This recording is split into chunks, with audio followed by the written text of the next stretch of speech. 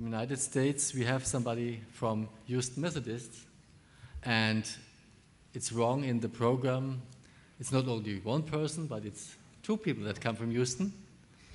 And both have done some quite exciting work in looking into the effect of direct blood culture identification. And as it is one thing to detect and be the clinical microbiologist, and the other to react as a pharmacist, we now have two speakers. So I guess at first it will be Pat, I hope the name is right, Cernoch. And after that, it will be supplemented by Gary Olsen. So Pat, we're quite curious. Thank you. Well, I appreciate the invitation from Bruker, and it's nice to be here in Germany. I appreciate Dr. Livermore's comments that it's so necessary to get the information to the physician as quickly as possible, and that's what we want to try to focus on. But it's also very important that the microbiology laboratory can no longer function in a vacuum. We cannot just send the report out. We have to be able to have somebody act on it promptly. And that's basically, we want to tell you how we did that here in Houston, Texas. Just some background. Methodist Hospital is in the Texas Medical Center in Houston, Texas. Our system consists of 5 hospitals. We have 1 within the medical center and 4 throughout the community. We have several emergency departments, standalone ones, a research institute, and an educational institute. Throughout the system, we have 1,600 operating beds. We admit about 81,000 patients a year. We have almost 600,000 outpatient visits, and within the system we have close to 15,000 employees and 4,000 physicians. We are the largest lung and kidney transplant center in the United States. And for those of y'all who don't know much about the Texas Medical Center, this is a picture of the whole medical center, and each day over 50,000 people who come there to work. That does not include the patients in themselves. But our microbiology laboratory is the reference laboratory for the system. All of the specimens, the actual raw specimens, come into our laboratory, and we are a 24-hour, 7 days a week microbiology laboratory. Our night shift basically is totally microbiology. We have 4 employees dedicated just to the night shift. Our laboratory includes 37 employees, which includes 4 lab techs, which are our processors. They're the ones who process the specimens and log them into the computer. 7 MLTs, which are the American equivalent of a 2-year college, and are restricted on some of what they can do. They cannot do the complex work. And 26 medical technologists, which is our 4-year degree program, which are the ones who basically do most of the interpretation. And for y'all to get a size of the laboratory that we operate, within 1 month we process about 5,500 sets of blood cultures. And for us, we run about a 9.7% positivity rate, so you can do the math, and we have a lot of positive blood cultures within our laboratory. Now, the gram-negative bloodstream infections, you know, account for a large number of our nosocomial infections within within our intensive care. And we know that every minute counts. Basically, when you can get the information to the physician, even on the identification of the organism, it will go ahead and help tremendously in saving the patient's life. But the treatment can be so important after you get the identification, and you have to have a partner in that. So basically, when we started using the MALDI-TOF, which we started in December of 2011, we basically were our conventional microbiology laboratory, like most everyone was. It's basically very time-consuming, and basically you depend on the biochemical phenotype. For our new strategy with the MALDI-TOF, we looked at direct patient identification and antibiotic susceptibility testing. It wasn't necessarily that we could do the antibiotic susceptibility testing off of the MALDI-TOF, but when you start doing rapid testing, it actually makes you start thinking outside the box and what else can you do that will get the result to the physicians faster. And God forbid, we are starting to think like chemists, that what comes in that day should try to get out that day. And no offense to those chemists in the audience, but microbiologists never really like to be compared to them. But so we want to identify our pathogens sooner, and we want to get the antibiotics to the patients faster. So basically, we want the rapid identification of your bacteria, yeast, and fungi, which we are doing now, bacteria and yeast. We want to reduce the turnaround time, basically by 24 to 96 hours, compared to our conventional methods. And we see a dramatic decrease just on our conventional cultures with our Legionella, we've had Brucella, and so forth. But the biggest impact we knew was directly from our positive blood culture bottles. And how could we go ahead and decrease that? When we started doing the blood culture bottle, started doing the MALDI-TOF, one of the ideas that we had was basically to take some of our positive blood culture bottle, the fluid in it, and transfer it to a blood culture tube, which was a serum separator tube. And as you can see, when you put the specimen into the serum separator tube and you spin it down, you get a film directly on the serum, on top of the serum separator. And you centrifuge it to get the film, and then basically we vacuum off the actual top and transfer an aliquot of that bacteria from the pellet actually to the plate in itself. You would be surprised how much specimen you actually have. And then from that serum separator tube, which we just called SST tube, it goes directly onto the MALDI-TOF. And you're basically, as soon as you get that plate, you can go ahead and put it on the system and get the identification. We concurrently started performing antibiotic susceptibility tests using the pellet from the SST tube and putting it directly on the Becton Dickinson Phoenix. So basically, during our study, we used 110 positive blood cultures that, we basically were able to put the blood cultures having this identification and the susceptibility, and basically we're able to recover the identification in very short number of hours, and the susceptibilities anywhere from 8 to 12 hours from the time that the susceptibilities were put on the Phoenix instrument. The organism identified the MALDI-TOF, and we used the, like I said, the Becton Dickinson Phoenix instrument. When we looked at the results of the organism identification with the MALDI-TOF, compared that to the actual phenotypic biochemical identification from the BD Phoenix, we actually saw a 98% concordance with the reference method. And we actually were able to get the identification out in 2 hours. With the susceptibility, we again saw about a 98% concordance with the reference method and reduced the turnaround time by over 24 hours. So basically, by the time that we were finishing up the culture on the new method was the time that you actually would be looking at the plate from the old method. It was a tremendous difference. Now, it's great if you can do this, but if you can't do it around the clock, you're not going to achieve what you need to in order to get the identification and the susceptibility to the physicians. So what we decided to do is we looked at all of our technical employees and basically trained every technical employee, all of our MLTs and our medical technologists, both our 2-year and 4-year degree employees, on how to use the MALDI-TOF. And basically, when we started off, we had at least 1 MALDI-TOF run on each shift, and we tried to perform additional ones if it was needed. And basically went up to 6 to 8 runs per day. Now, once we started seeing that all of our employees could accommodate this, the training went extremely well. The employees loved learning the new technology, and basically we could really impact the patient care.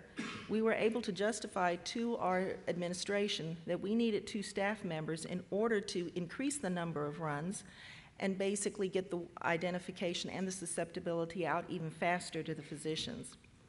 We had our staff take a look at all of what they were doing. They have reorganized the entire workflow in the department so that we have 1 person dedicated each shift to doing nothing but the MALDI-TOF and straight from the positive blood cultures.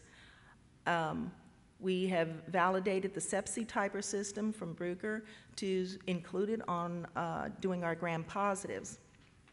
Now, with this, you would think that the employees would maybe balk at learning the new technology, but this has been a really tremendous tool for us in gaining new employees and also retaining current employees.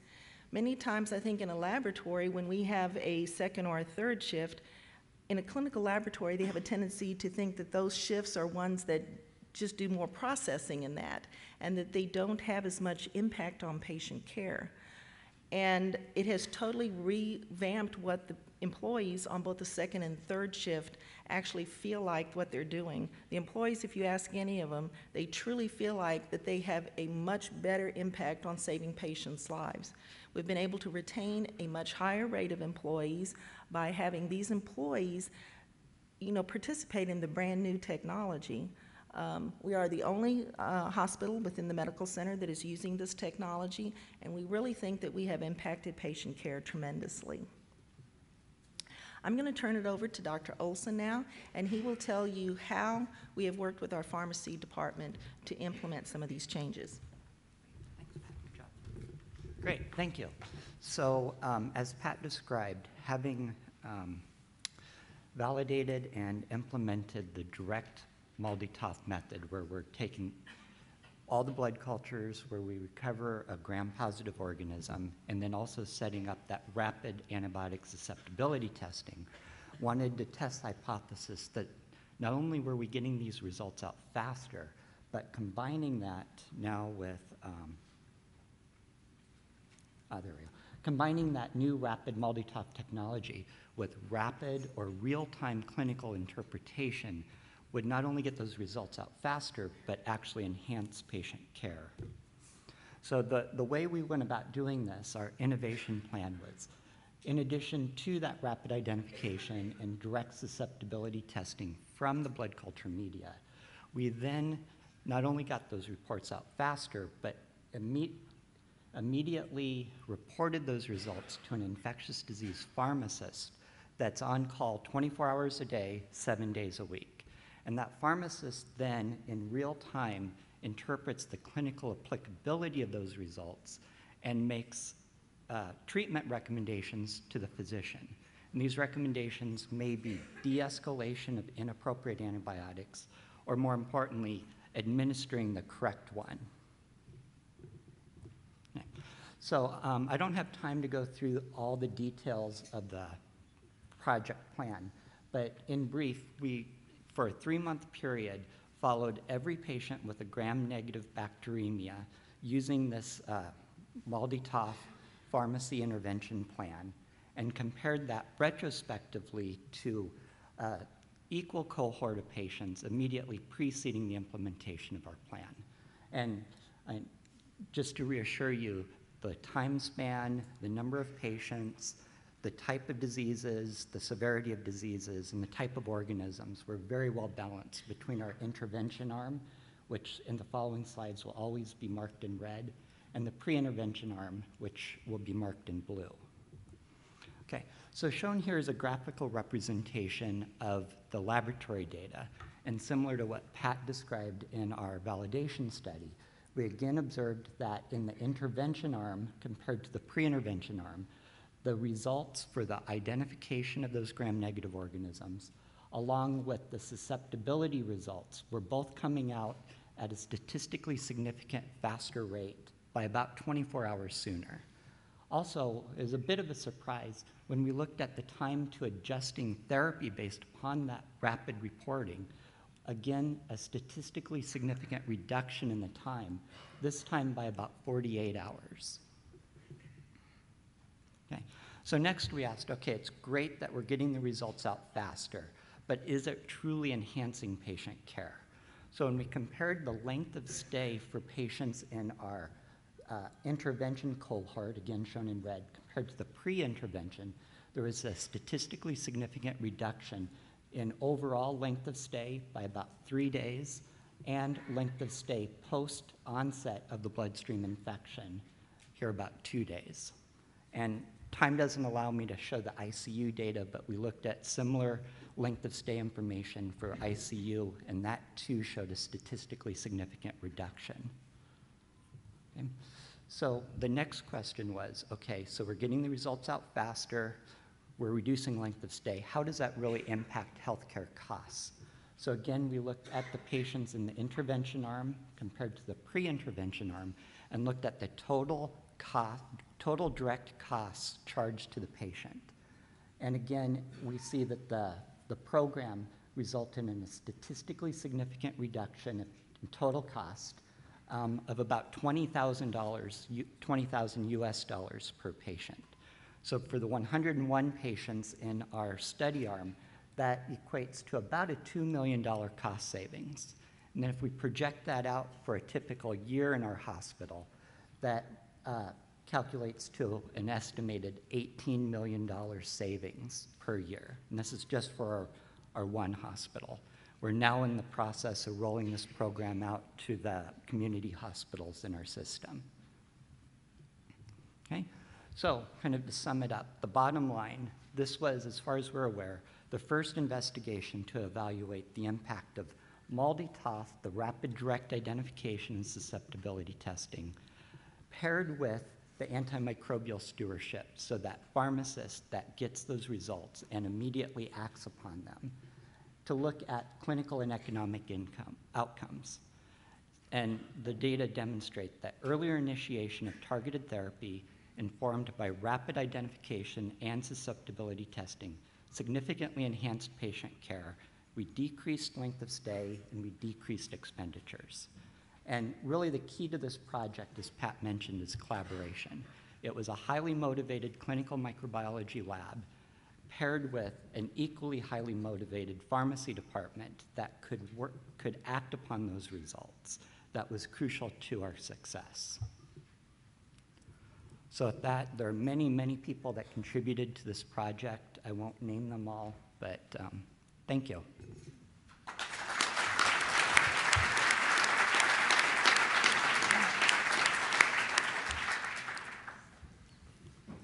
Yeah, thank you, Gary and Pat, for this shared, very impressive talk, and this partially surprisingly clear data that are coming out. And I'm sure that the audience might also have some questions here. Please. Thank you for a very inspiring presentation. Could you comment on the potential problems with the mixed infections? Yes, you're absolutely right. So our study was limited to just gram-negative organisms, and we excluded any patients with mixed infections. We've got some internal data, and there's been a number of publications also that the direct testing methodology does not work perfectly for mixed infections. You often get kind of a mixed signal, and it's hard to interpret. But I think, Pat can correct me, I think about 90% of our gram-negative bacteremias are pure cultures. So for the majority of our patients, this works very well. Okay, Dr. Mike? Do you use the rapid identification, which is available immediately on the blood culture turning positive, to make changes in the empiric therapy, or introduce infection control measures or things like that? Correct. So we actually make, I should have mentioned it earlier, the pharmacist gets notified on both parts of the MALDI-TOF, the rapid identification, both the initial identification and then a second call after the susceptibility results come out 12 hours later. Hi. One other comment about it. Within our computer system, our laboratory computer system, we are hooked up to the pharmacy system as well as to the infection control system. So as soon as we turn out a resistant organism, it flags to the infection control with an immediate, no phone call or anything is involved, so they can act on it immediately. And we also call those resistant organisms directly to the nursing unit for prompt isolation of those patients. Thank you. Two questions, actually. If you're going to run 24/7, do you feel that you need two instruments in case one goes down? We do, because we're having a second one installed actually while I'm here now. But if you're going to do what you actually claiming that you want to do, you really need two instruments. And if you agree, that's great. And if not, I'd like to know why. But the more important question I had was, in regards to your antimicrobial stewardship comments, stewardship in its purest form is more about making sure that the patient is optimized in their therapy. It's less about saving money, although we all agree saving money is important. And in your data set, do you have any impact data on whether or not the data you generated using MALDI resulted in a patient being switched to more appropriate therapy and that impacting on mortality? Because that's really key to this equation. Correct. So our second MALDI was installed last week? 2 weeks ago. So completely agree on that part. And then in terms of some of the additional pharmacy data, we collected a lot of data for this study. And I believe in more than half the patients, there was some sort of change that occurred, whether it was de-escalation or in about, I think, about a quarter of the patients, I'd check the paper to be 100% certain, getting the appropriate antibiotic. There was a surprising number of patients who empirically were not on an antibiotic that provided appropriate coverage. We've got the financial data that was not included in the manuscript. We'd also looked at mortality, and the two arms were nearly perfectly balanced. I think 101 patients on one side, 100 on the other. There was a 50% reduction of mortality, but the samples were not large enough to reach statistical significance.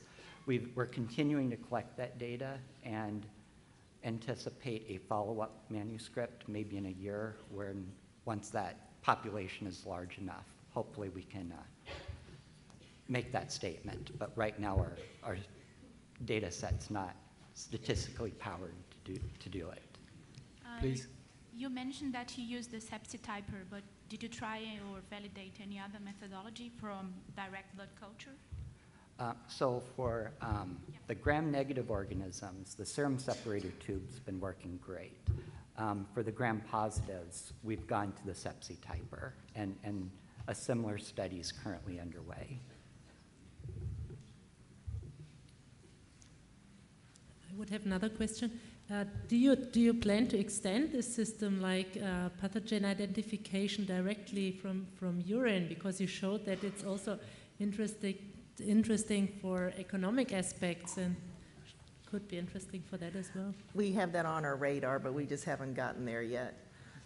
But interesting thing, the infectious disease physicians have gotten so used to our rapid identification that not too long ago we had our PM when we only had one and it was down for one day, and we had multiple calls from the infectious disease doctors. Where's my identification? Where's my susceptibility? Okay, further question? Just one other question. Do you think that given good antimicrobial stewardship, which is what you all are doing, and I think the work is absolutely beautiful, what would be absolutely interesting is to see what the change in the epidemiology of your resistance organisms within your heart and lung unit would be as well. Are there any plans to look at that? Yeah, so our pharmacy team's very interested in that, and we were actually discussing that last week at our directors' meeting, and we're going to start looking at that data too. I think that is a very exciting piece of work, which I hope we'll see soon. Thanks. Actually, the results of this study actually were able to provide information so that we were actually able to hire the infectious disease pharmacists to start our antimicrobial stewardship program. And we are moving into a new laboratory in 10 days. And actually, the infectious disease pharmacist will be housed within the microbiology department as a result of this study. Any more questions? If not, we continue. Thanks again very much for this interesting talk.